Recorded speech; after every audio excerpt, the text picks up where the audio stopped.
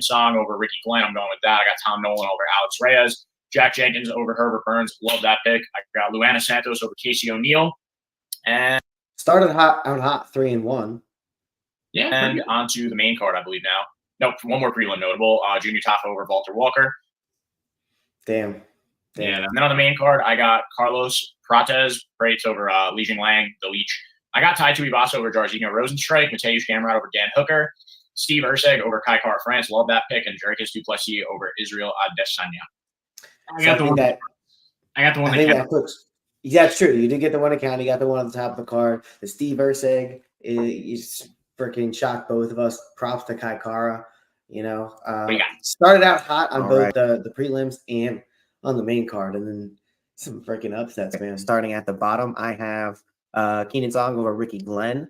I have Tom Nolan over Alex Reyes, Jack Jenkins over Herbert Burns. Got Casey O'Neill, the underdog, over Luana Santos, and I'm going to take Junior Tafa over Walter Walker for the hometown crowd.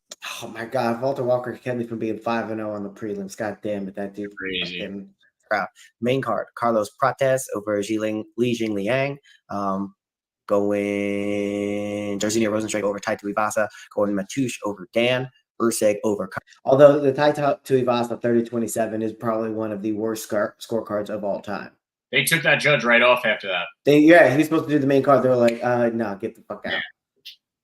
Our France, and I'm going DDP, Dricus two nostril, whatever. So a little bit better on my side. I was on the right side of the Jairzinho pick, and there was one other pick on there that I happened to get on the right side of. Maybe sheer luck, but good freaking card, man. Good card. Yeah, you had Casey O'Neill correct, man, and then she did that Australian breakdance. That was cool. Mm-hmm. That was funny. I was watching with my girlfriend, and I couldn't stop watching. She pointed out the difference of the bows or the buns of the two girls, and how much more hair Casey O'Neill had. That she had it, really high. She almost looked like Yuri Prohashka. Yeah, and by the end, it was like flapping all over the place. It was pretty distracting, but I was like, yo, she has Yuri's haircut right now, except for the ball. Casey O'Neill's a dog. I'm glad that she's back in the winning column, man. I'm a huge fan of her. Love her. Mm-hmm. And another person I'm glad is back in the winning column, even though we got it wrong. Dan Hooker. Yes. Yeah, that was sick. They're calling for a Charles Oliveira fight right now. I don't think that's the move to make. I feel like Dan would drop Charles, and then Charles would wrap him up because Dan's not super smart and would fall him to the ground. Well, also, you got to remember that, Oliveira has hands of stone. So if he's able to get through, Dan is not a guy who has a particularly strong brand of striking defense. I saw Poirier versus Dan Hooker could be like a great going out fight for Poirier to run it back one more time. He picks up the win, maybe gets even with Dan Hooker. Either way, it would be a baller fight. Those two would stand and bang.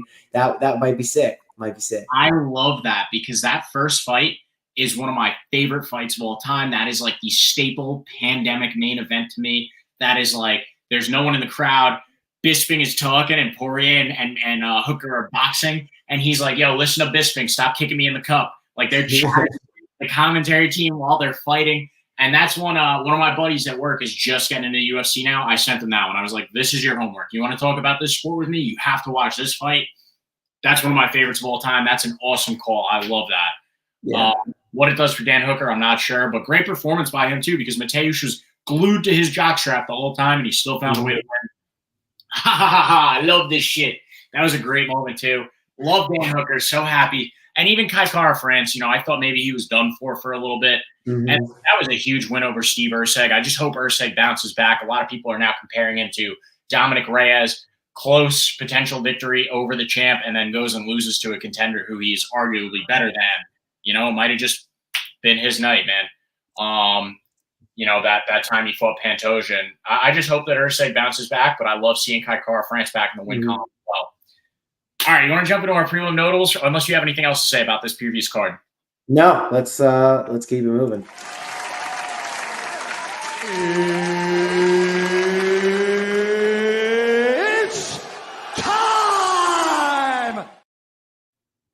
What's kicking, everybody? We are back for another episode of Pickin' Fights. I'm Keith, joined as always by my good friend Tom. Tom, ¿qué pasa, amigo? Me tengo bien? No, that's not right. Something like that. I'm close. I got like Muy maybe bien. 2/3. Muy bien. Yo soy bien. Yo soy, yeah, you Yo soy bien. Yeah. Yeah, UFC 305, really interesting. Upsetting that it didn't have, isn't 305 like the Miami area code? yeah, Mr. Yeah, a little 305. upsetting that that never panned out to be anything, like a Miami card. I think that's a swing and a miss there, but it was still a great card, some upsets, and I think now that Dricus is the champ over Izzy twice, or that at least is in the past. They seem to have made up, and I didn't see Izzy calling for a rematch of any kind. Which I No, think is particularly interesting because he was winning a lot of the fight, but didn't call for a rematch. I think Sean Strickland, Dricus du Plessis is going to be really interesting because what Sean does and Izzy didn't manage to do is, even Izzy had a little bit of success moving backwards, but they were talking about it on the audio or on the commentary that whoever is moving forward is getting the majority of the better of the exchanges. That's the person who's going to win the fight. And Israel Adesanya was moving forward a lot. It's just that Dricus was, when he happened to move forward, he was landing the more impactful, the more powerful shots on Izzy. And ultimately, it's not like Izzy got knocked out. He just, Dricus had a good blend of mixed martial arts where he could realize that Izzy was stunned a little bit, and he was able to jump on his back. And because Izzy was maybe stunned out of it, whatever you want to call it, just maybe shocked that he found himself on the ground so quickly, boom, was, able to get that neck wrapped up. So I don't know if that's something that I would necessarily expect out of Sean Strickland, given the amount of just sheer boxing style training he does and the fact that he always moves forward. And we had an awesome fight the first round. And I think some people said that, he won that one. I know I was in the camp that thinks that he was at least, should have gotten at least within the realm of conversation that he should have won that fight. And, I don't think that, we saw a Dricus who looked really good, sure, but I don't think that was anything too much better than the Sean fight. So I think it's a great matchup to run back. I 100% agree. Two things to watch out for. Sean Strickland, with that one leg up that he's been doing, that fake little teep kick, it makes it really hard to take him down now. It makes it almost impossible to go for a single leg against him. Mm-hmm. And then the other thing about Dricus is we got to watch that submission game. I mean, we basically called for it the last time that he was going to go for a takedown. We did. I personally thought that it was going to be a ground and pound finish and he was going to embarrass Izzy. But he won the majority of his pre-UFC fights by rear naked choke, if I'm not mistaken. We got to watch that submission game out of Dricus du Plessis because he's going to start resting on his laurels and what he knows. And, as his striking gets better, now people are going to be looking out for that blitz. Don't be surprised to see a lot of takedowns in the future coming from this guy. I really think the ceiling is the roof. And as long as Strickland doesn't stand in his way, Dricus could be great. He could be a legend of the sport.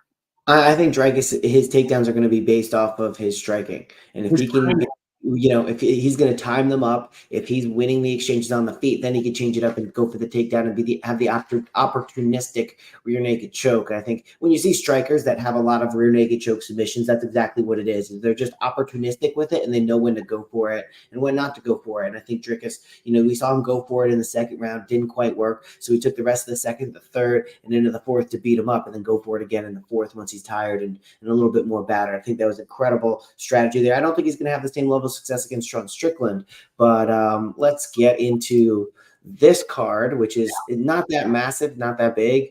There's actually more fights on the main card than there are on the prelims, which is not something I see often. But with that being said, let's jump into these prelim notables.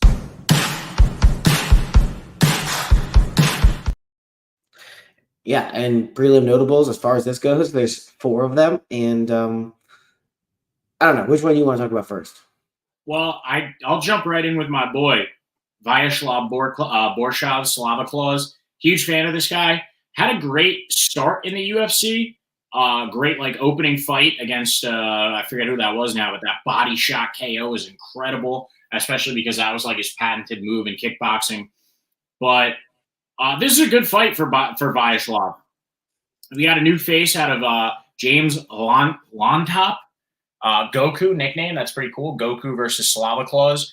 But relatively new to the UFC, striking not nearly as good as Vyacheslav Borshov, even though that seems to be Lontop's game plan is to go in there and strike. In a battle of strikers like this, I'm willing to take Vyacheslav Borshov based on the experience now at this point. He's been training a team alpha male with Uriah Faber over there, improving on that takedown defense, getting better off of his back. Again, it has been a tough run, but this is a highly touted prospect when he entered and also that Chase Hooper fight, that was a different version of Chase Hooper than we've ever seen. So I forgive that loss because that was the evolution of lightweight, or of lightweight Chase Hooper. So I'm willing to forgive that. That was like a reemergence. But other than that, Vyacheslav Borshev's striking looked really, really good. And against James Lontop, I'm willing to take him here. I think he's going to win the better of the exchanges, land body shots that really do a lot of damage, and get Lontop to drop his hands. And I'm going Vyacheslav Borshev. What do you think, Tom? Yeah, I'm right there with you. I'm going with Slavikov. I think he's going to win the exchanges, especially if they happen to come up close. I think if they get in tight in the clinch, in the pocket, I think you're going to see Vyacheslav win. I think he's just a little bit better of a striker. Looking at James, he's 25 years old, so he's a little bit greener in the game. I think he's a little bit longer and used to fighting on the edge of his punches. His competition is nowhere near as strong as Slavikov's is, and the 3 losses that he has. Again, Chase Hooper, first time at 155. That was a major clinic when it comes to grappling and flow grappling. He has the draw with Nazim Sajikov, in which he performed and looked really, really good there. Looked really good again. Master Heisler getting that finish, and then against Mike David and Mark Duchesne, decently solid strikers. So I like Slavikov to get this one done with the experience factor, and looking at Tapology, they do too. So yeah, we were talking earlier about this card not being too fruitful in terms of prelim notables. One other one I wanted to just touch on, which I think is the only other male fight on the card. It sounds weird saying, we talk about female fights, women's fighters, but to say like man fight or guy fight, like I don't know, there's something weird about the vernacular there. Minus 400 prospect Zach Reese coming in here. A huge favorite on Tapology, 72%, 95 of the picks going his way. Jose Medina, Chico, he's 11-3. His wins outside of the UFC, you can see here, 2-1, 2-0, 11-23, 4-2. So, and a split decision there. First time in the Contender Series, lost to a 7-0 prospect that doesn't necessarily ring a bell to me, Magomed Gaziasulov. Listen, there's a lot of Magomeds and there's a lot of Sulovs and there's a lot of Russian names, but this one doesn't particularly stand out to me. Interesting to get a loss on the Contender Series and then somehow make it into the UFC 10 months later without another fight on the card there. Zach Reese here, minus 400, got a win in his first UFC bout against Julian Marquez, which I think, no, not his first UFC bout, his second UFC bout over Julian Marquez, which, Julian Marquez, not insignificant competition. He has a loss to Cody Brundage in his first fight, which Cody Brundage is solid competition, been around the block a little bit.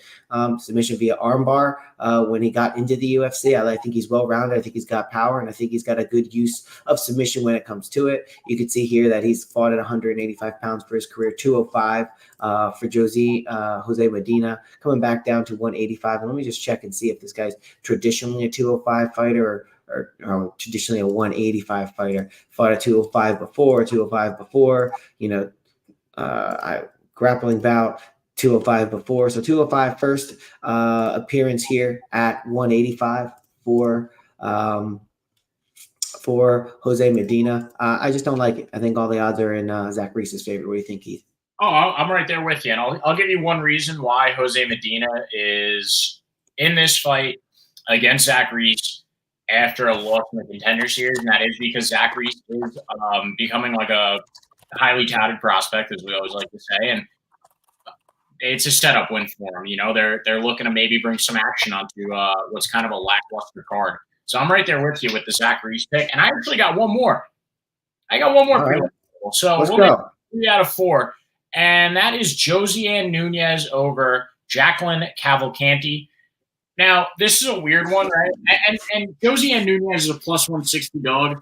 She's often a dog because she only comes in at 5'2", which is pretty short for this division. She's going in against 5'8" Jacqueline Cavalcanti.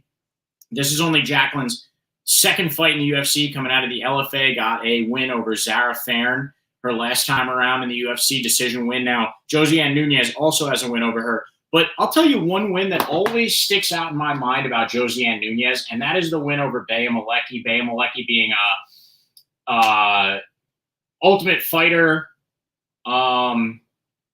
alumni at this point, was a pretty highly touted prospect herself, tall girl, great kickboxing.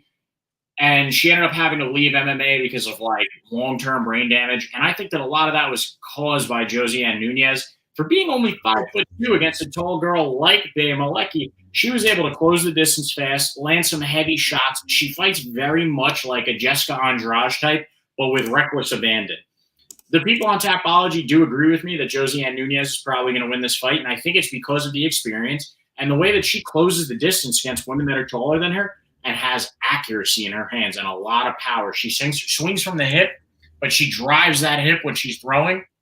The loss against Chelsea Chandler, I'll take that because Chelsea Chandler, even though Chelsea Chandler kind of stinks, smart game plan out of Chelsea Chandler. Going in there, takedown, wrestling, taking advantage of the height advantage. But the height advantage. But I like Josiane Nunez this week. I think against an inexperienced fighter, she's going to go in there, close the distance, and touch Jacqueline Cavalcanti a few times on the chin, and really make this a dogfight. And that's usually when she wins, either on the cards or because she does land a lot of damage, or by finish. So I like Josiane Nunez here quite a bit against the inexperienced Jacqueline Cavalcanti. What do you think? Yeah, and I was looking at Jacqueline Cavalcanti's record, and I was, looking to see, if we can immediately discern some level of grappling or submission prowess, and I'm just not seeing it. So unless she's going to be able to provide that in this fight and be able to lock up Josiane Nunez, I think she's going to end up eating a lot of punches. And if that power is what it was against Bea Malecki, it's going to be a bad night out for Jacqueline Cavalcanti. Looking at the Tapology pick, 62%. I think this one's going to go to decision. I think, a bet on Nunez, 62% is not a bad bet here, especially at plus 160, minus 190 on Jacqueline Cavalcanti. But potentially that's looking into the Chelsea Chandler fight, maybe a little bit too much, but who knows what's going on there at the moment. I'm going with Josiane Nunez. I think it's a good call by you. A good pick. Sweet. Let's ride. Main card? Let's do it. Really? You want to kick us off with this first one? I know you're a big Gerald Meerschaert guy. Listen, GM3 has his time to shine. He's got, an ability to win fights that are tailored for him. I think GM3 is a guy who's strong in the grappling, not strong in the striking. And sometimes people underestimate his striking and then can get caught up, maybe get touched, and then GM3 goes after it. But he's 2-3 over his last 5. You look at the quality of Poland, Krzysztof Jacko, he lost a decision fight too. He lost to Joe Piper, understandable knockout, and he lost to Andre Petroski by split decision. He's got a win over Barbarena via submission, and Bruno Silva being, by guillotine choke, rear naked choke for Brian Barbarena. These guys are not super well versed on the ground. They have experience, but GM3 has been able to manage the storm on the feet and is able to, be opportunistic when it comes to the ground. Edmen Shahbazyan, it's hard to believe he's still not even 27 yet. He seems to have a long UFC career. He too is 2-3 over his last 5. The losses are to Jack Hermanson. He has a loss to Nasruddin Imavov from the Crucifix, a win over Dachaliang Yambula via knockout, lost to Anthony Hernandez by knockout, a win by knockout to AJ Dobson. You don't know what you're going to get with Edmen Shahbazyan because he can go out there and he could be indicative of the guy that was nicknamed the Golden Boy, and other times he can go out there and pick up a loss to Anthony Fluffy Hernandez or Nasruddin Imavov via Crucifix. He's got a weakness when it comes to the ground at times, but he is 26, 27 years old and getting better. The thing is, you don't want to mix it up on the ground with GM3, and Edmen Shahbazyan just sometimes finds himself there. It is definitely a weakness for him. He is a strong striker, and being that he worked with Ronda Rousey, you would expect him to have a little bit better of a judo or a grappling prowess. And, we've seen him get taken advantage of on the ground. And GM3 is the exact kind of guy to do that. Now, with that being said, I still think Edmen has some strong power in his hands. And should he be able to touch an aging GM3, he can have some success. minus 300. He's not really attractive from a betting perspective because I just don't think he's got minus 300 level security here in this fight. I will pick him to win, but I think GM3 at plus 240 is a better pick. I think GM3 potentially by submission is a strong pick, and without having the odds right in front of me, I think that can yield you probably somewhere in the plus 200 money, plus 300 or so. So I would go GM3 if I'm betting on it. But if I just had to be, straight up and who I think is going to win, who's the safer pick, probably Edmund Shabazian, but I think there's just money to be made potentially on GM3. What do you think? I am right there with you. The logic is so sound. Yes, GM3 is the better guy for your bankroll, right? Like there's higher value in GM3, obviously, but GM3 is looking old. Gerald Meerschaert's getting a little up there in age, and there's a 10-year age gap between these two guys, and I think that the age is really starting to show with Gerald Meerschaert. This is one of those guys who's been around for a long time. He's gotten touched up by a lot of people and gotten his lights put out a couple of times. Chin doesn't look so great. If Edmund Shabazian does come out as the world beater, great takedown defense that we've seen, and you look at the guys that he's lost to, right? It's Nasruddin Imavov, Jack Hermanson, Derek Brunson, guys that you listed, guys that are great at wrestling, guys that use the takedown to their advantage, and that's what GM3 does. So I'm very conflicted with this one, but I think I am going to take Edmund Shabazian to win it. I could see him touching GM3 and making this making him panic a little bit, like we've seen in the past. He starts to shoot those sloppy takedowns, and so I'm gonna go with Edmund Shabazian here. This one I am absolutely pumped for. We got Michael Morales versus Neil Magny, and I got Michael Morales all the way going into this one. The guy is a world beater. Neil Magny is great competition, but you look, Neil Magny's win-loss, win-loss, win-loss, and Neil Magny had a great upset his last time around against great prospect Mike Malott out of Canada. Had that sick comeback win against him when Mike got gassed out. But you're not going to see that against Michael Morales this week. Michael Morales is so measured. His hands are so strong. He's so accurate. And he picks his shots very, very well. Neil Magny does have the experience.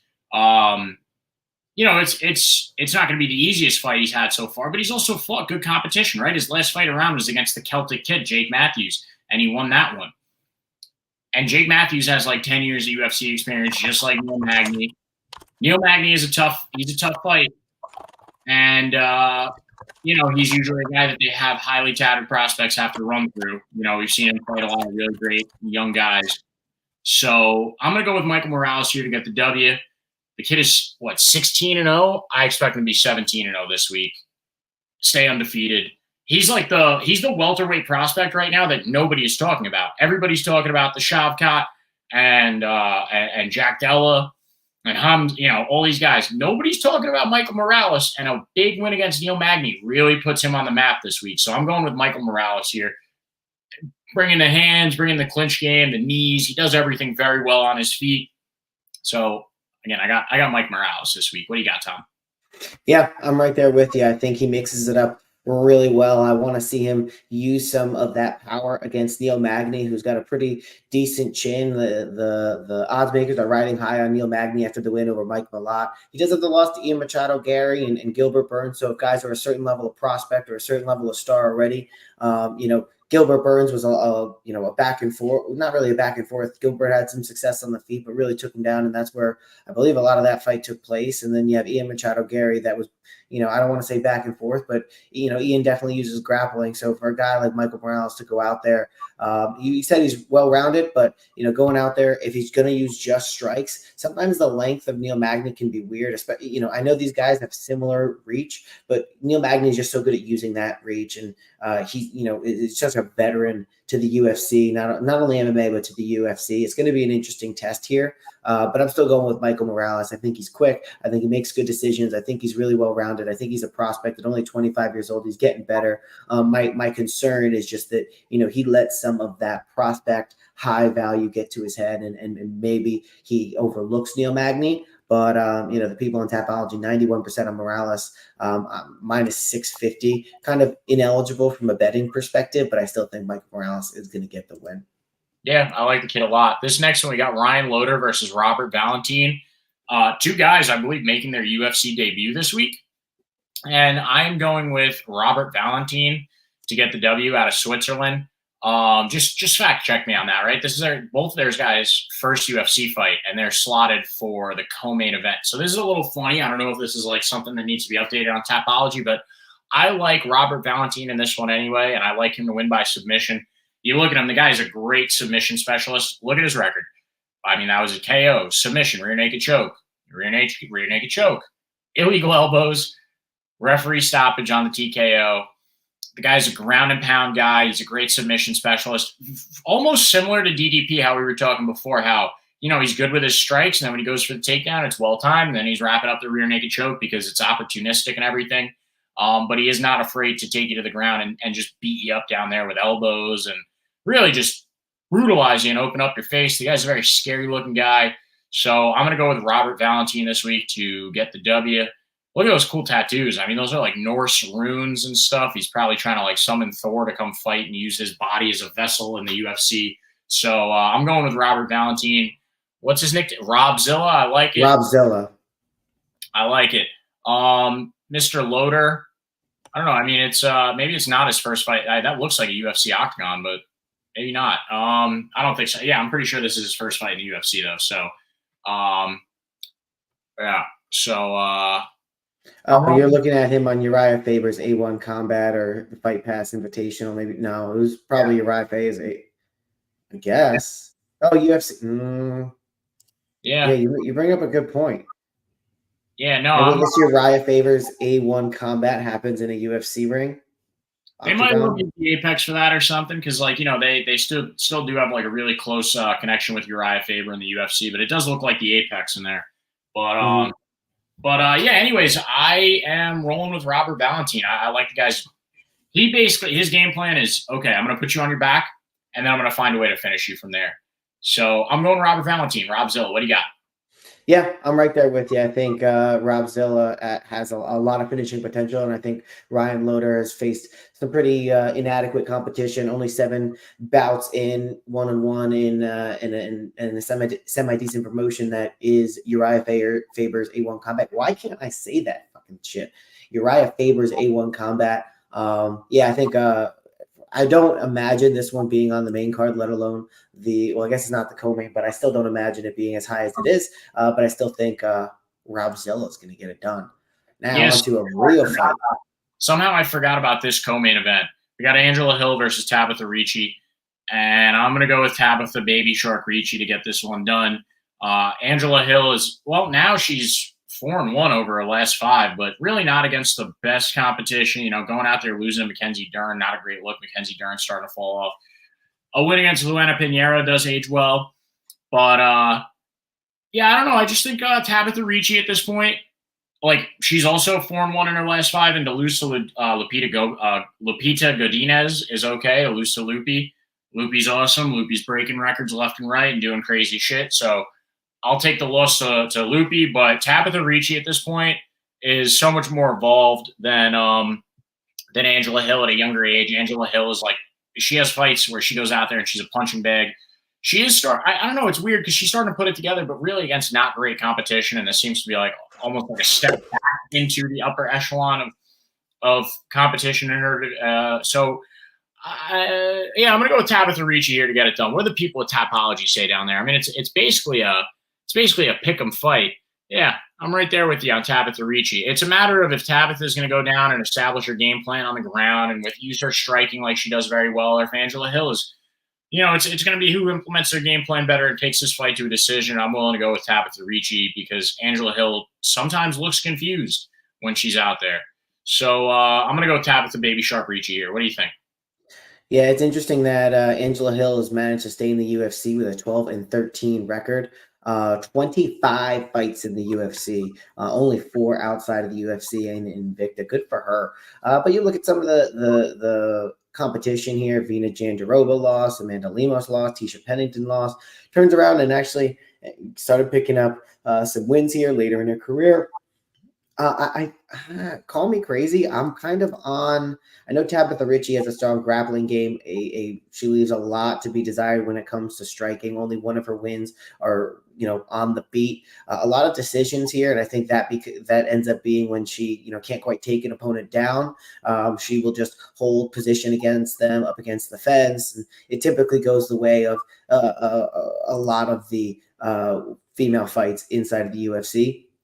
Angie Hill, like we said, 25 fights in the UFC. She is 39 years old, but I think she is crafty enough to be able to avoid those types of battles where she is being held up against the cage. And ultimately, I do think she has better striking than Tabitha Ricci at this point. Tabitha Ricci is extremely raw. She's 29 years old. She's getting a little bit better, but there is not a very high ceiling on her. Her striking is mediocre to a little bit above average at best. Her positional control is average, a little bit above average. The only thing that's not average about her is the way she looks, honestly. And I think those fighters get a lot of boost and a lot of extra juice from the UFC because they're marketable. Angie Hill, I wouldn't necessarily refine her to that same classification, but she's managed to stay in the UFC despite a losing record. I think that takes skill in and of itself. Since she's an intelligent fighter to a certain degree, she's got better striking here, and if she can stay on her feet, I think she can get the upset. So I'm going with Angie Hill. She probably has a great manager. That's probably what it comes down to. Someone who's really good at negotiating, and hey, she'll take less money if you just keep her around. The opposite of Mohamed Mokayev's camp. Next up in this main event, we got Caio Borralho coming in. I can never. Caio Borralho. Anyways, Caio against Jared Cannonier. Jared Cannonier coming in at 40 years old. Still looks like a fucking killer. He is the killer gorilla. But I'm going with Caio here. The skill set is so much more well put together. Jared Cannonier does have that touch of death, but Caio don't really get touched like that. Like the only guy that we really saw him like have a fight with was who was that? Petrosian, Armin Petrosian. Mm-hmm. And that was like the only guy that we really saw like a struggle, back and forth struggle, and he ended up coming out on top of that one. So I'm going with Caio here. He's so much more well-rounded. He's fought great competition so far, like for a prospect. And I do think that he's slated for this main event. Like I think that the timing is right. He's got the skill set to be somebody in this division, in this middleweight division. So, and he also is coming out of Fighting Nerds too. And Fighting Nerds right now, I mean, we saw Jean Silva, and we just saw Carlos Prates, and we're seeing all these great guys coming out of Fighting Nerds. They're on top. We see these moments like TriStar had their year last year, and it seems to be the Fighting Nerds year.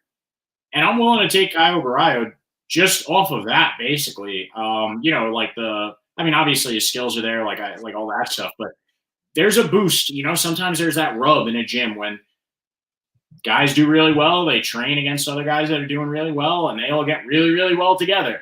So I'm going with Caio Borralho here. What do you got?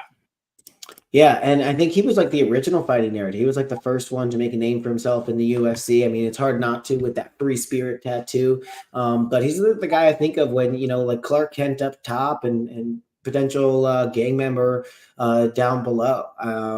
He's really good at everything he does in the UFC. He's really strong striking, really intelligent grappling that he uses effectively and hunts for the submission. I think he utilizes his energy well. And, he also just brings a poison and experience to the UFC octagon that you don't typically see out of guys who have as few, maybe not career fights, but as few fights inside of the UFC. He just stepped in and immediately was fantastic. And I think he's more aggressive than Jared Cannonier, especially at 40 years old. I don't think we're seeing Jared Cannonier come out and be explosive. Of course, he's always got dynamite in his hands, but it's not like he's, going to go out there, out wrestle you and find a way to submit you on the ground if he just hurts you up top. I don't think that Dricus du Plessis, relentless abandon and aggression and willingness to find a submission, it's just not there. That fire's not under Jared Cannonier in a lot of ways, and I think it is under Caio Borralho. I think the striking is at least, neutral. I think both of them can put each other away. Maybe the power's a little bit more in Jared Cannonier's side, but I think Caio Borralho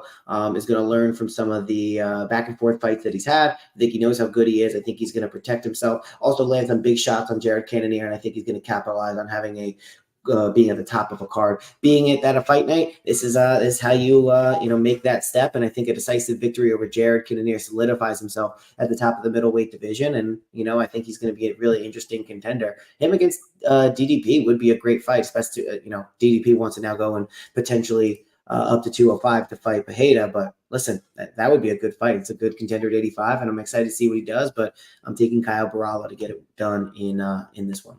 Yeah, just 3 things he has to watch out for, and that's stamina management over 5 rounds, the big overhand from Jared Cannonier. I mean, those are really just 2 things he has to watch out for. Really, just manage your stamina and don't get caught. And I think he can do that very well. All right, you want to put a bow on this thing? Pick rundown time.